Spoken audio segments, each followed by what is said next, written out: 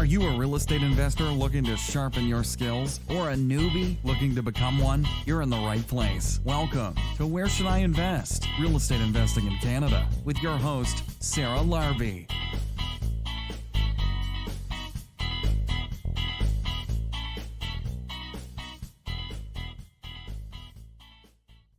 Jake, Paula, welcome. How are you? We're good. Yeah, thanks, Sarah. Thank you for having us. Yeah, absolutely.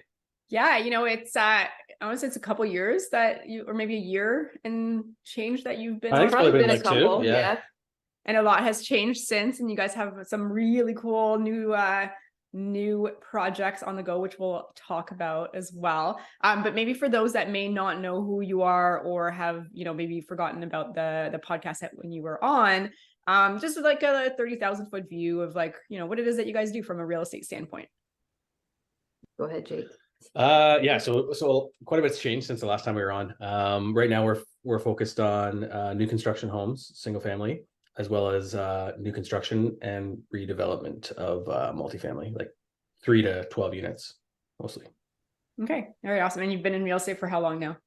About 4 years. 2019, we started doing it as a business. So. And it's really scaled quickly since then. Since 2019. We were like all or nothing. Yeah, really. We were all in from day one. So yeah.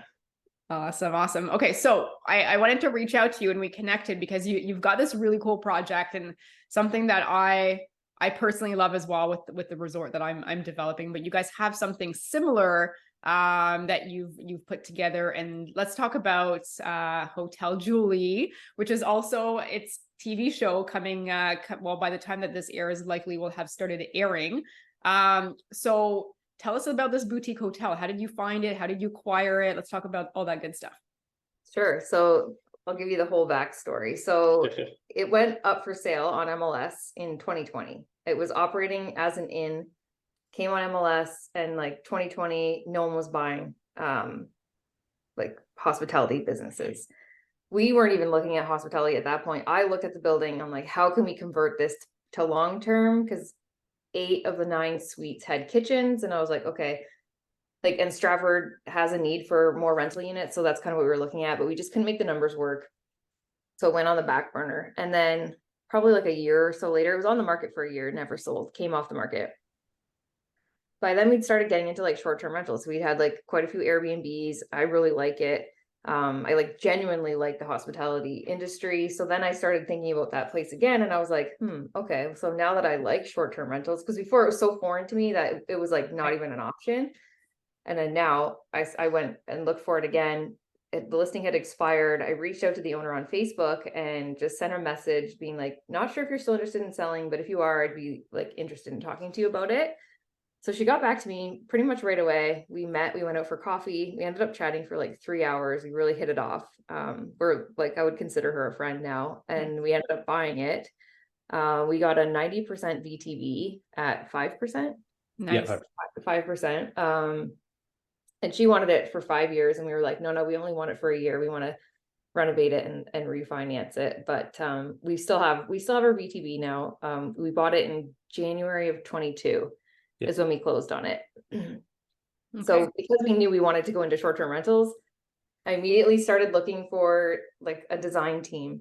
Could make it like the destination in Stratford. That was kind of our goal. Like it needed a renovation. The bones were good, but it hadn't been updated since the 90s. So I went searching and we found our design team, and we had some like medium-term tenants in the building. So we kind of had to wait till they were gone. So they were gone about, I think we started in July of last year, the renovation. Like 6 months after you got it. Yeah. So we had tenants in there, but they were medium term. They all left by, I think it was the end of June. They were all gone. And we started the renovation. So, and then in terms of the TV show, that was 100% the design team. So they pitched it to Bell. Bell picked it up. And they were pitching it all throughout, like from when we bought it till when we started the renovation. So it also kind of delayed us getting started, because initially we were like, we get it January 4th, the rental starts January 5th. Like we're not waiting around.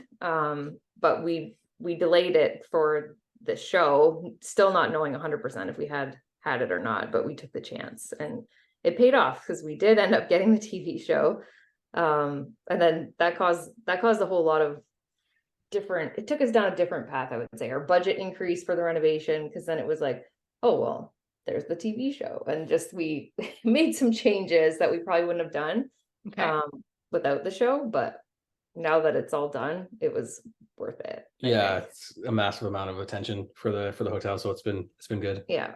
So from an investor strictly numbers standpoint, bringing in the TV, because that's always something people debate, right? Do they go and try to like go through media just to see? And like, I think in the long run, it'll likely give you the exposure that you need. But like you said, right, more reno costs, more time added. That initial, like your initial numbers versus, you know, what they are today before, like, obviously you'll get the exposure from the TV show, was like, do the numbers still make sense? They do still make sense, because not only did like the renovation budget change, but then also the end product has now changed. And so the end product is worth more than it would have been if we'd done like a more basic renovation. Like initially we said $40,000 a unit is what we said we would spend. And that's like, they all have kitchens, they all needed new flooring. Like they were just all outdated. They needed new everything, all new furniture. Yeah, initially we said 40, and then they came back with like a budget that was slightly more than that, like almost double. Okay. So like 80-ish? 70. 70, yeah, I think they were like 72. Some were 72, some were a bit below 70. Because every suite is different. So everyone's a different size. So yeah, it fluctuated. But anyway, the budget did increase quite a bit. Yeah. But then at our nightly rate has also increased quite a bit from the beginning. So yeah, and to kind of go off the question again, like, is it a good investment? Absolutely. Paul is more of the numbers person, but the nightly income and the occupancy that we've been able to get even just so far, has been awesome. So definitely service a lot of debt and cash flow a lot with the short-term rentals. That's awesome. Yeah, no, I love the short-term market. I love the resort space, the hospitality space, and the midterm space. And I think there's so much more than just long-term. So, you know, I think this is, you know, where people are now starting to focus more and want to get into more, because, you know, from a maybe cash flow standpoint, you know, some of this stuff could work better. Again, and there's many different, you know, different risks and challenges along the way, but you know, you have the ability to, I think, pivot and set your rents and have a little bit more control over these things. So, what is it essentially? Is it nine rooms? They're like they're apartments. We'll say, yeah. Like studio apartments. I think they range in size. One's really small, but on average, you know, between 300 and 400 square feet. So we have, our biggest one is just over 600 square feet, and our smallest one is 176 square feet. But it's actually really cool. That one's like my favorite one. So it was essentially like a storage closet, but it did have a bath. Okay. But we were able to fit a kitchenette, queen size bed, and a like full size bathroom. It's been a popular. That's all you really need at the end of the day. Yeah. So because it is our like smallest and least expensive suite, that one is booked all the time. Like it's not an issue, which was kind of funny because we were like, is anyone even going to want to stay here? Like before, now that it's done, you go in, you're like, it's normal. It's a normal, like, it's a normal small hotel room. We've stayed in smaller. Yeah. But when it was a storage closet, like there was legitimately like fold up beds, chairs, like all this stuff everywhere. Rooms, it was like, oh, this is maybe a little risky, but we could use the income. So it turned out really awesome. It's actually episode number 1 of the show. So Now, are all of the units different inside? They're all different. So one thing that's kind of unique about our hotel is, so it was a row house when it was built in 1890. And then during World War II, it was split up into the 9 apartments that are there now. We left all the apartments in the same location. We didn't really change anything. We tried to leave bathrooms in the same location. Some stuff did get moved around, but for the most part, we try to keep it the same. So because of that, there are many entrance points into the building, and they're more set up like apartments. So there's no front lobby, no front desk. It's all, we have like 24/7 digital concierge and self check-in. So no one, like you're just going right to your suite. But because of that, like normally when you go to a hotel, like a luxury hotel, you walk in and the lobby is just like amazing, you know, like they have like the giant light fixtures and marble and beautiful furniture. And because we don't have that, we've now put that in every single suite. So every suite has you know, marble, every suite has velvet. They're just like, they're very luxurious feeling and like looking, they're beautiful. And every single one is unique because every room is different. So Very Very cool. unique, very different each one. Yeah. It's really cool. Now, what about like amenities? Like, do you have a yard, a space? Are you adding any, you know, hot tubs, saunas, any of that stuff? Or is it just strictly the hotel, the room, and then they come to visit the area as well? yeah. So Stratford is such a great tourist destination. There's lots to do in town. The food is amazing. There's tons of great restaurants, cafes, lots of independent shops. And then we have the Stratford Festival Theater, which is what brings a lot of tourists to Stratford. I think the numbers are like 1.7 million tourists a year that come for the festival, which is like, that's crazy. So a lot of people are coming for downtown and for the festival, and we're within walking distance of downtown, which is very convenient. But yeah, in terms of amenities, like our lot is very small, and we did have to buy the house next door to have better parking. So there's not a lot of outdoor space, but also the vibe of the hotel is like very luxury, not necessarily like, yeah, like and it's very, you have your independent suite, so it's very private. And so there isn't a lot of shared common space. Okay. All right. Very cool. So let's talk about, like, if you don't mind, just sharing maybe the VTB piece. So like, is she still there? Is she still part of a VTB? What's your plan from a refinance standpoint? Let's go through that a little bit. Yeah, sure. So she's still in first position. We're just working on the refinance right now. And we're also, since we have the property next door, we're also creating a LP-GP structure and bringing investors in to not only own a piece of the hotel, but also the property next door. So sorry, what's the property next door going to be? Paula? It's going to be, it's a house, and it actually was the previous owner's house at one time, and then she'd rented it out. So we toyed with the idea. It has the exact same zoning as the hotel, which is like off topic, but on kind of hot topic. Is one desirable piece about this whole thing, buying hotels or motels or resorts, is that they're zoned for short-term rentals, and so the city can't come and take that away from you. So that's one good thing. But anyway, so the plan was initially to chop it up into 3 different suites, like 3 more suites, so then we'd have 12 total. But because parking is such an issue, we decided we're going to keep it as one house. It'll have 3 bedrooms, all with en suites and all with kitchenettes, like little coffee bars. And then it'll still also have a main living room and a main kitchen. So ideally, like groups traveling together. So everyone still has like their own private space, but then they can come and meet together. And then in terms of parking, you know, we can park those people tandem, and they can kind of work it amongst themselves if they have to. So okay, all right, very cool. So why the GPLP structure? So why not why you know, invite others to join you in this adventure? Why not just borrow private money, or, you know, refinance with a lender?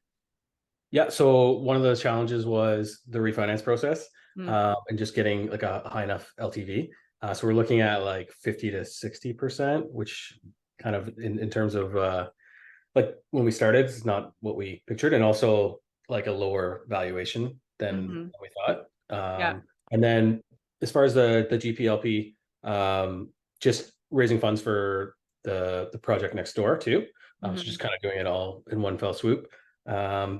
Tough out there raising capital right now. So I thought this would be a good offering to not only offer, you know, with this offering, we're doing a little bit of debt offering and equity as well. So having both of those, I thought would be a good option for people. kind of like sweetens the deal a little bit. Like you get to like lend, but then you also get the ownership piece too. So, and we've said too, like we didn't really get into, like we've borrowed private money and private mortgages and then refinanced into like more traditional stuff, and that's kind of always how we've done things. But like as we're getting bigger projects and more expensive projects, we need to look at bringing in equity partners. So yeah, like traditionally we've done, you know, say like a duplex or something, and your renovations take 200K, no big deal. Private mortgage, 200K, get it done. But on these bigger ones where your renovation budget's like over $1 million, and the property values are higher, it just makes more sense for us to do it this way. It's better for the lenders too, in my opinion. Yeah. Okay. So like, let's just say, for example, like somebody comes in, let's just say I come in and it's a mix of equity and debt. Like, are you able to share like just average, obviously, like what that might look like? Like, am I coming in for 5 years, 3 years? You know, is there a minimum? Is there some kind of, you know, something like a return? Obviously we can't like talk specifics, but just an average. Absolutely. Yeah. So on this one, it's a 3-year investment term. Our proposal is 50% of your investment goes to equity and 50% to debt. The debt portion, the debt shares fall below the first mortgage on the capital stack, and that's an 8% preferred return. And that's distributed quarterly. And the equity portion, we're offering up 30% equity in the property, in both properties. And the target return on that is 17%. Okay. And that is like, when do they get that, the 17% example? That will be on year 3 upon either sale or refinance of the so whole property. Once we get stabilized numbers and stuff. debt and cash flow are distributed quarterly. And then the 17% return on the project, the plan is that we'll exit the deal. We'll either sell it, or by then we'll have 3 years of stable income that we can get into like a more traditional mortgage. Right. So the 17% would be like basically at year 3 that you get the, you know, for it's years. Yeah, year 3 when the value is realized and we exit, whether we refi or sell. Okay. So it's a 3-year plan. So you're in and out 3 years, whether you're selling or you're refinancing with a lender at that point in time that can look at the last 2 years of financial, and then hopefully your loan to value is better than what they're offering today. Absolutely. Yeah, exactly. That's the thing right now, is that we everything is projected. We don't have that proven income. And because the previous owner, it was just a totally different product. So like when they're asking for her numbers, I'm like, I don't want to give them to you because it's not the same. It's not the same. Yeah, for sure. I mean, but this is an opportunity, right? Like if someone is looking at these types of deals, like a VTB is what we got as well on our lots when we bought, the 5 acres. He did a VTB for 2 years at 5%, and then we paid it out a year early to just bring in our own private lenders at the same. But it is financing these types of deals are definitely not as easy, and structuring them is going to be very important. So you want to think of that, and then the exit strategy, right? I think like for us, like with ours as an example, like we went through a credit union and they actually were okay with projected income, which actually worked out really well in our favor, but not every single lender will do that, right? And then you just kind of have to maneuver through that. But yeah, no, we ended up getting 80% loan to value, I believe, with a credit union on the projected, which is actually really good. But like, but like otherwise, like I could see why you want to bring in capital and to get to those 2 years to be able to share with the lenders at that point in time what that looks like. From an income standpoint, I mean, with your properties and those specific rooms and units, what are they bringing on average, let's say high season, mid season, and low season? Like per night? Well, they all vary because they're all so different, but basically in low season, it would be like that little tiny one that's 176 square feet. That one I've had down to like 179 a night, but generally like in the high season, it's going to be closer to like 300 to 350 a night.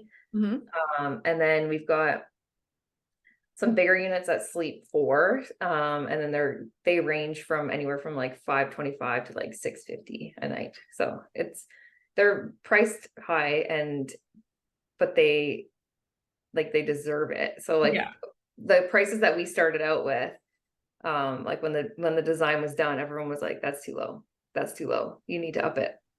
So I was like, well, I'll try it and see. And we haven't had any issues. So I'm going to just leave them for now. And that's like, we have a lot of publicity right now. So we're going to keep them high for now. And yeah. I mean, I think that's the marketing piece. Like you guys have done a really good job with marketing. So maybe talk to us about that. And if someone's, looking to start a motel or a boutique resort or whatever it is, like what worked for you in regards to marketing and getting your name out there?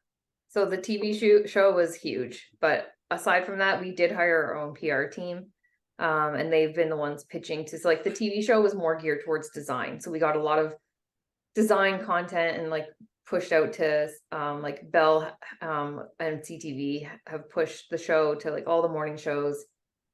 the social, e-talk, that kind of stuff. So that was all, it's all design focused, where we've hired our own PR team that she's more into like travel and tourism focused. So we're getting that publicity as well.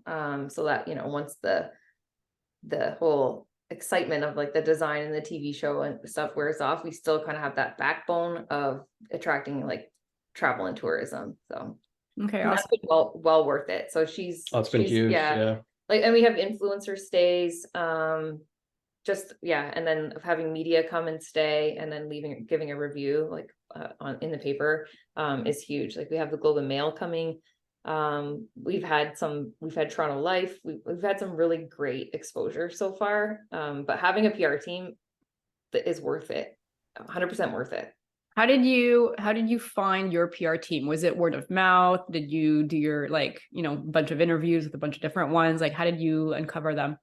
So a friend of ours that owned another motel called the Beach Motel in Southampton. And we were trying to put together a giveaway. So between the Beach Motel and Hotel Julie. And so he put me in touch with their PR team.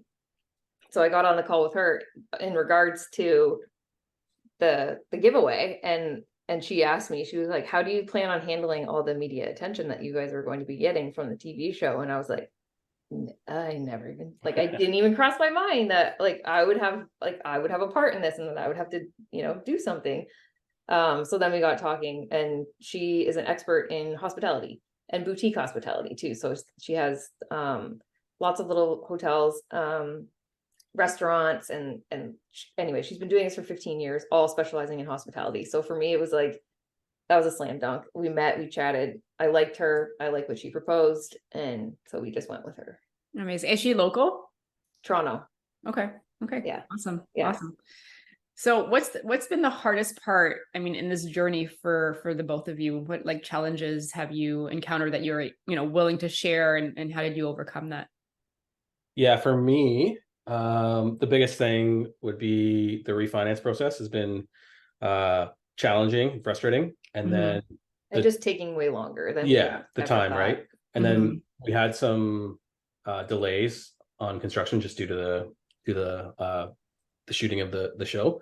We can handle that, but yeah, the biggest thing for me has been the refinance process. Yeah, that's probably been like the most stressful part. Making sure that everything, like, to me, like, because we're like asking such a high price per night, I have like very high expectations and I want things to be perfect. So for me, it's just getting that level of perfection. Like, I've spent a lot of time there just making sure that things are done properly. I will eventually be able to like take a step back, but for now, while it's new and the reviews and people's perception and their experiences are very important right now. So just making sure that everything's top notch. So okay. All right. Very cool. So from an investor standpoint, you're looking for investor partners for debt, for equity. Like, how much in total are you looking to raise? Between the two, it'll be 1.75 million. And then so 50% would be equity and 50% would be debt. And that's based on like a 50% loan to value first mortgage. So it could shrink up depending on how much loan to value we get. Okay. And then so you would pay out the VTB essentially with that. Correct. Yeah. Got it. Okay. That's cool. What other projects are you working on? So we have, like I mentioned earlier, we have our new construction homes. We have 5 homes in various stages of construction. And then we have 3 smaller development, like residential development projects going on. All in a matter of 4 years. So this is like, you just go to 0 to 100, but that's amazing. And throughout the pandemic mostly as well. Yeah. We started in the fall of 2019. We started investing.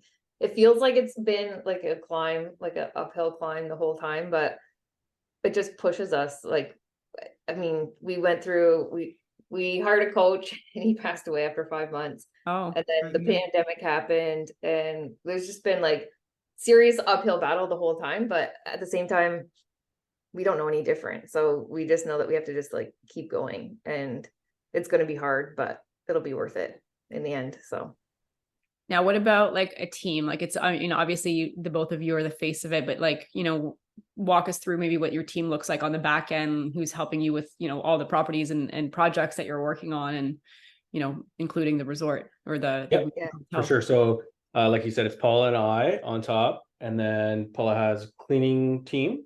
Yeah, cleaning VA. team and a virtual assistant, and then that's for the hotel. And then we have a project manager that helped us with the hotel renovation, and then all the new construction stuff. And then we have an admin. That's it. We're a very small team. Wow. Okay. Yeah. Running lean. So I think like once we get past a certain point of projects, we'll hire another project manager, because well, I'm not super like hands-on, but it's a lot. You can't be running around like to site, right? We need the project manager in place. So either later this year or early next year, we'll be hiring another project manager. Yeah, and we're like right now, all the houses that we're building are spec. We wanted to we got our Tayler license, and we wanted to make sure that we knew what we were doing before we took on clients. But now we're starting to take on clients, so we will likely be getting another project manager in the next few months, so that we don't want to stretch anyone too thin either. Customer experience in the hotel and in new construction is top priority. Like everyone has to have the best experience. So. For sure. Now, because you mentioned Tayler, like, do you have any history or experience with renovations? Somebody that's listening to this is like, wow, they've really scaled in from 2019, but did you have any experience prior that helped you with where you are today? We renovated like our own houses, but like nothing like crazy, like flooring, paint, but we did build a house in 2015 for ourselves, contracted that out, but Tayler was a goal of ours when we started. We just worked towards it. The education process for that wasn't too bad. To be honest with you, you don't really have to know much, to be honest with you. It's basically just a money grab. And then it's not super helpful either in the whole home building process. But once we got that, there's an interview process and they go through your financials. And we did do quite a few renovations. Like that's when we started. Ones, we started flipping, but like our flips were never, just like paint, flooring, kitchens. Like usually they were like full guts. So we did some pretty extensive renovations for a couple of years before we got into Tayler. So for those of you or those people at home not sure what Tayler is, can you just like briefly mention what it is? Yeah, so Tayler and Home Construction Regulatory Authority of Ontario is a licensing body that you need to build new homes in Ontario. For your like you're the one building it essentially. Correct. Yeah, you need that license as the contractor and develop, right? You have to have a license to build and develop for new construction. If you want to sell it. If you want to sell it, yeah, you can build anything you want for yourself, but in order to sell, you need that licensing. Okay. And now, are you building these to essentially flip and sell, or? Yep. So, like Paul said, we have 5 spec in various stages, and then we're moving our process into more of a customer based. So we'll take on customers and build their homes. Nice. Okay. All right. Very cool. Practice. Yeah, we needed some practice. We learned a lot. And we needed to get, our systems and our processes down so that when someone's coming to us, that we're not learning as we go. We've learned a lot. And then now we can apply what we've learned and make it a much smoother process. We learned on every single one. So yeah. I wouldn't have wanted to take on a customer for our first one. They would have been waiting for a while on that one. Yeah, no, it's always better to practice on yourself first. 100%, exactly. 100%, Yeah. It takes a lot of stress off. It's still stressful, but it takes a lot of stress off the table for sure. Yeah. Now, did you get to do, use your skill in the TV show? Like, are you guys like in the show, or is it more the properties in the show? So we're in the show, but like very briefly. So we were actually in Florida for most of the year last year while the show was going on and while the renovation was happening. And so they kind of kept us in the dark. That was part of the show, but it wasn't initially part of the show. It's just kind of how it came about after we were away. So we really didn't know what was happening. We gave a budget and we had Sam, our project manager, there. So we knew we were in good hands. And then we basically were there for the beginning, and then we come back at the end to see the suites. So and the reveal. So you're essentially on the show when the reveal happens with your, I guess, did they do a good job? They did. Yeah. They did for amazing, sure. Yeah. And like Jake's pretty funny on there too. Hey, what can I say? They all loved Jake. Like I was nervous about how Jake was going to do and how our project manager was going to do, because like we had to like really convince him. Yeah. He was like, I don't want to be on it. Like, guys, I don't want to be on it. But he did a great job, and Jake was hilarious. Everyone loved Jake. So Hopefully all Awesome. my jokes made the final cut. We'll see what happens. That's good. So now it's started to air already then? So One August epi- 7th, I One don't know. episode, yeah. Yeah, so this will be airing later, but August 7th was the first episode. And then once the show airs, people can stream it for free after the airing. Yeah, so you can watch episode 1 now, and then tonight, episode 2 will air, and then tomorrow it would be able to be streamed. So like the day after, it can be streamed, and then once like multiple episodes have aired, you can stream multiple like in a row. They're very short. They're only half an hour. They're very quick. Well, we've only seen one, and I don't think we're in the one that's airing tonight. Oh no. Because we didn't come back for that reveal. There's a lot of back and forth. We were coming back and forth from Florida, and then we would like schedule flights and stuff to come back, and then they'd be like, oh, we're delayed, we got to push it by a week, and then we'd have to like change flights. And so anyway, we're not there for all of them. That's okay. You're in Florida in the middle of winter, which is not a bad. Yeah, totally worth it. Yeah, good. It's probably better. I don't know. Than being on Yeah. the show. Yeah. To each their own, I suppose. Awesome. That was great. So the next part of the podcast is the lightning round. I'm going to ask you 5 questions, and you're going to get the first answer that comes to mind. You're going to let me know in like 10 seconds. How does that sound? Okay. Yeah, let's do it. You want to go first? Number one, I think you guys have probably answered these. So, but like if you come up with an answer, that's all cool. Number one, what's your favorite real estate investing book? Oh, geez. First thing that comes to mind, Who Not How. I don't know, it's not real estate, but Yeah, no, that's a good book. Yeah, for me, it would be Self-Made by Stephen Arnio. Everyone loves Money People Deal, but I like Self-Made better. there you go. And then like just a book in general, You Can't Hurt Me by David Goggins. Like I listened to that book. I'm listening to it for the 3rd time right now. I just love that book. So Yeah, I bought that and I read it last year too. Was Stefan your coach that passed away? Yeah, that was unfortunate. And that's why life is short, but he left lots of great books and wisdom. All right, next question is not necessarily real estate investing, but what is your favorite podcast? Joe Rogan. I'm the same. Yeah. Yeah, they're so long, but like we try to stay up to watch them. Yeah, I love Joe Rogan. Number 3, what do you guys do for fun? Just hang out with the kids, try to do stuff with them, spend some quality time with them. Yeah, we spend a lot of time working, so when we're home, we try to focus on them as much as we can. So they like to swim and go to the park, and we just went to Great Wolf Lodge. So Nice. Awesome. Number 4, if you lost everything tomorrow, how would you start again? Like your money, your assets, your real estate. I would do the same thing. It's the same thing over again, but now we'd probably be able to go faster and Less mistakes along the way. yeah. It's true. Number 5, if somebody has $50,000 and they want to get started in some capacity or another, how would you recommend they spend that money? Maybe not all of it, but some of it, I would get some education and get guidance and support. And if anything, it really just provides you with the confidence to be able to take action and kind of do the next step. Yeah, and I would say that's a good point. I would say if they're looking to do things hands-on and get their own thing started, but they're new, I would say maybe invest with someone you trust and then ask to follow along in the process and learn as you go. Okay. All right. Awesome. Great answers, guys. Where can my listeners find out more about the hotel opportunity and reach out to you guys? Yeah, so we're most active on Instagram, and we're at Tartan_developments. And then you can email either Jake or I it's either Paula or Jake at tartandevelopments.com.